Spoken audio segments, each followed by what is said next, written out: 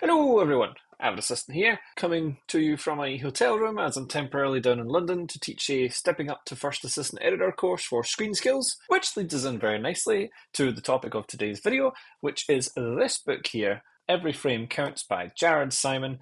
It is a fantastic new resource that goes into extreme detail on the role of a first assistant editor from the very beginning of a project right through to the very end. And stay with me right to the very end of this video for a chance to win a signed copy of this book. One of two!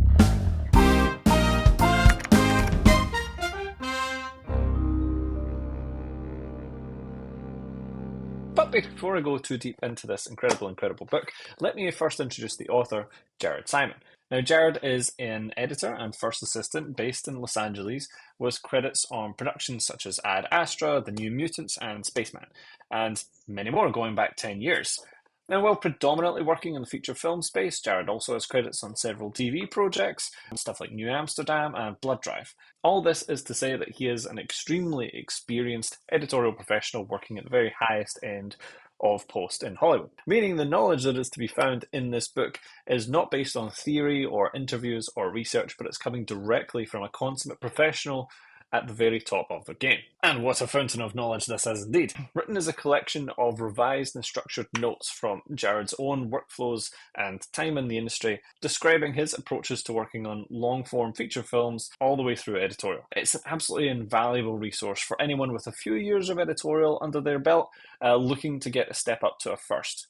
Not for new entrants to post necessarily, but we'll touch on that a little bit later. And without giving anything away, as I really don't want to do anything to devalue this book and the experience that you may have reading it, here's a summation of the things that are covered in this book based on the 12 main chapters or sections. First off, being a first assistant editor. This is a great overview of the role itself and what is expected of you. Next, we have setting up the show, and this is all things to consider right at the very start and pre-production, from setting up the room to the essential conversations that need to be had and what questions to ask and who to ask them of. Then we have a good chunk on Avid Media Composer, a good look at our favourite tool for post and how best to use it for long-form scripted projects, as well as some amazing tips and tricks and little tidbits that I didn't even know. There's also a bit of a look at FileMaker Pro in terms of it being used as a first assistant for stuff like a codebook and VFX tracking. This is not necessarily like a how-to from the ground up, but it's, the stuff that you have to know, the fundamentals, the basics around using FileMaker in editorial. Then dailies. We take a detailed run through of dailies workflows, from checking ALE metadata to verifying everything has came from the lab correctly, backups, all the way through to upload and distro. Cutting, all the main workflow considerations that a first needs to know to aid the editor in cutting, as well as a number of fantastic little custom tips and suggestions. Audio, a run through of all the audio particulars of editorial, from setting up suites in 5.1 all the way through to working with sound effects, ADR, mixing discussions, everything that you would deal with on audio from a first POV all the way through the process. Visual effects section takes a strong look at VFX through an editorial perspective, taking into consideration stuff like temp VFX work, VFX editing, pulls, bidding, reference QTs, reviews, and finals. The outputs and turnover section is a good look through the fundamentals of turnovers to all departments, including a look at useful tools like MDV and tips on things like naming conventions. Screenings is a really cool section that offers some tips and things to be aware of during things like Avid screenings, external screenings, preview screenings of your projects, the differences between all those, things to be aware of in the room, things to make sure you've got set up before the screening starts, all kinds of important things to have considered ahead of time before you get to those.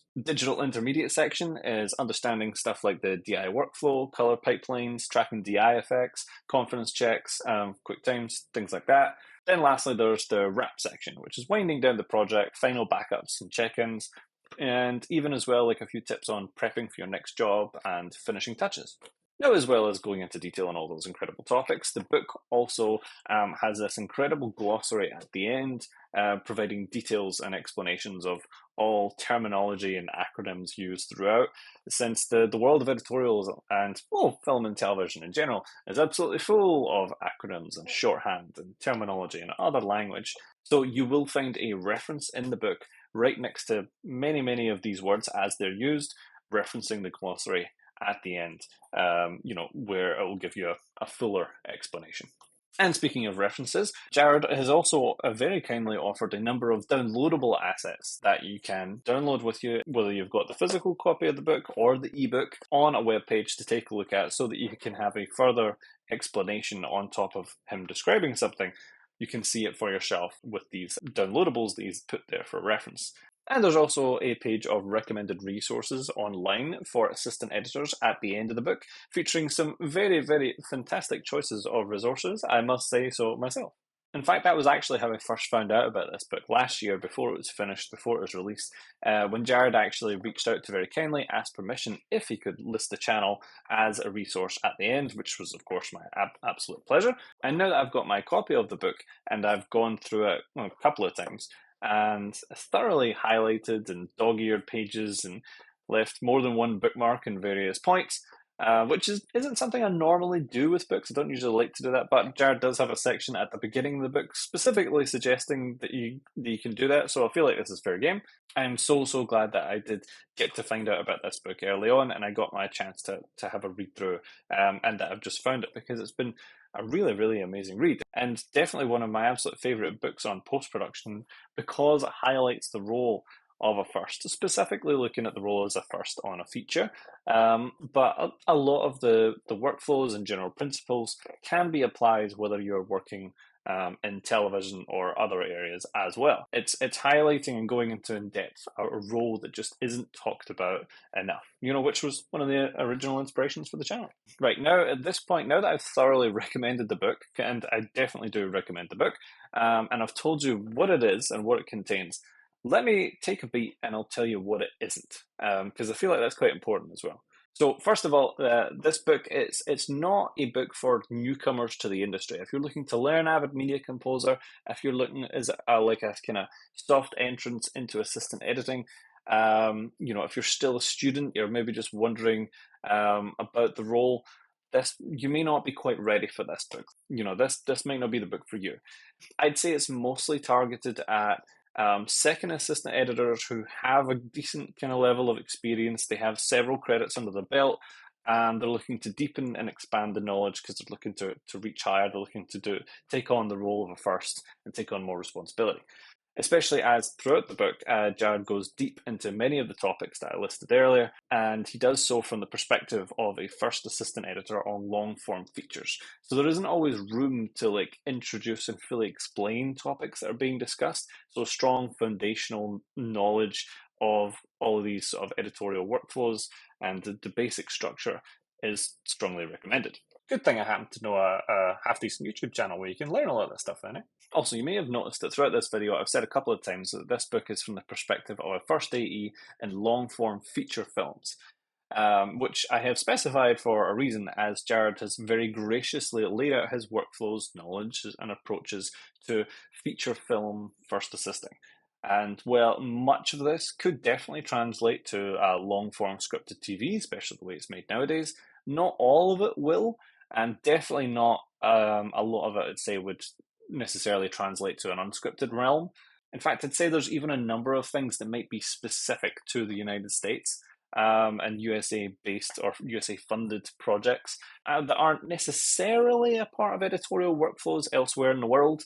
For example, Jared talks a good bit about Mac-specific tools such as MDV and disk utility, and it talks about workflows of doing certain things using software that is only available on Mac OS. So if you live in a city where predominantly all the edit machines that you use are all on Windows, you may not be able to take advantage of something like that. Plus, if you're working in a scripted production in another country, Australia or New Zealand or even the UK at times, and it's an independent feature and you don't have the same budget level as you have in the States, some of the level of detail and the workflows, additional tasks that are done by a first assistant on these types of projects, you may just simply not have the time and ability to go into and to go quite that far.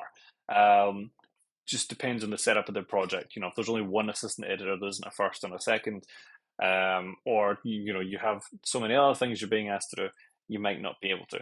Now, with that being said, all of that being said, That is not to say that if you're an edit assistant in Unscripted, or if you're assistant editor in Auckland, New Zealand in scripted TV, that you shouldn't read this book. Not at all. I do feel that there is a lot to be gained, even if you're not necessarily working in the same level of space in the same area as Jared is. I myself have updated a number of portions of my workflows since reading this book.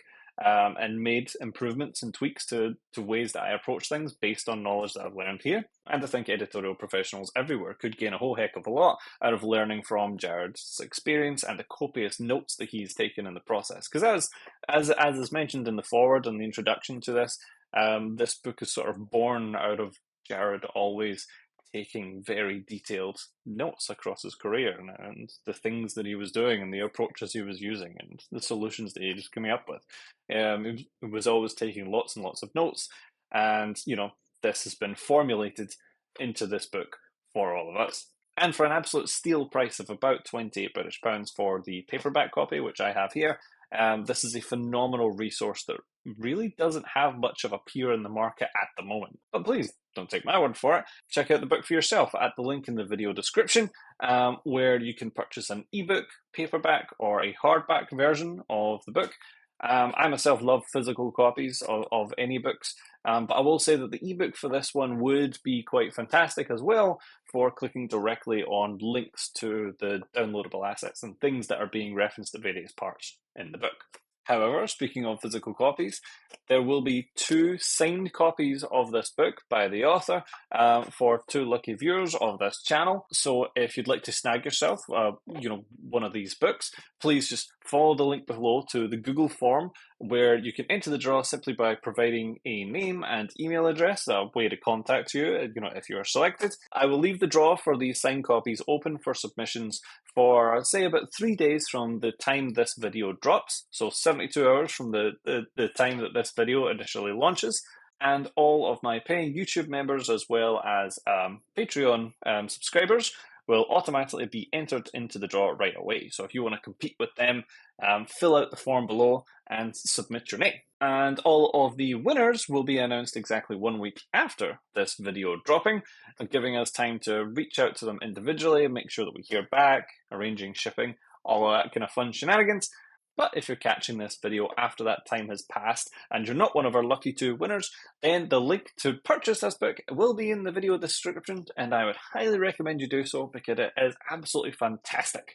So on you go, everyone.